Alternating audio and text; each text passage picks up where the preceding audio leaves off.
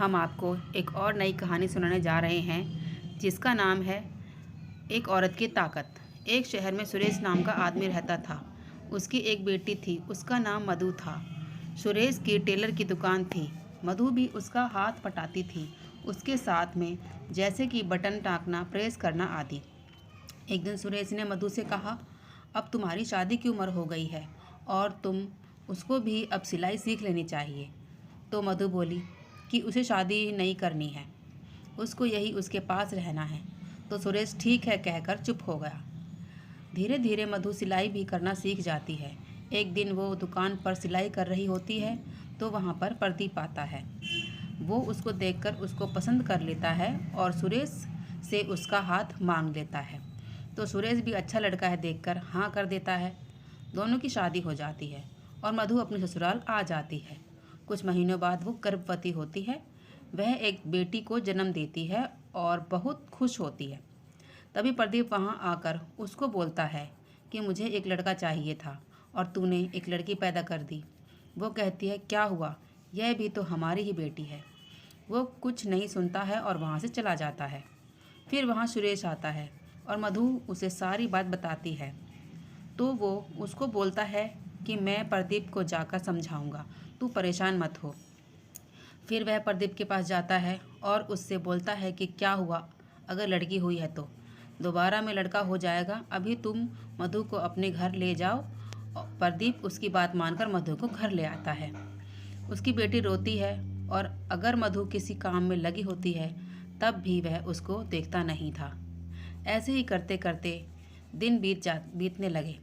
मधु दोबारा गर्भवती होती है तो प्रदीप उसको बोलता है कि उसको इस बार लड़का ही होना चाहिए, नहीं तो वो उसको उसके पिता के पास हमेशा हमेशा के लिए छोड़ देगा। जब दोबारा भी उसको पता चलता है कि लड़की हुई है तो वो वहाँ से बिना कुछ कहे चला जाता है। जब सुरेश को पता चलता है तो वो प्रदीप को समझाने उसके घर जाता है, पर प्रदीप उसकी कोई बात नहीं सुनता और उससे बोलता है अपनी लड़की और उसकी बेटियों को ले जाएं, मेरा कोई संबंध नहीं इन लोगों से।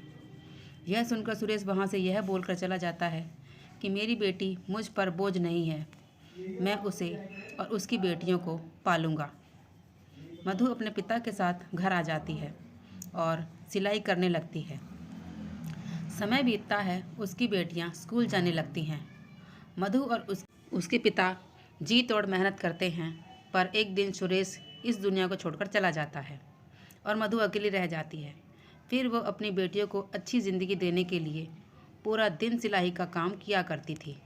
उसकी बड़ी बेटी आभा स्पोर्ट में बहुत अच्छी थी। उसके टीचर एक दिन मधु को बुलाकर कहते हैं कि आभा एक बहुत अच्छी धावक है, हमें आपकी स्थिति का पता है, फिर भी आप उसका साथ देंगी तो वो बहुत आगे जाएगी।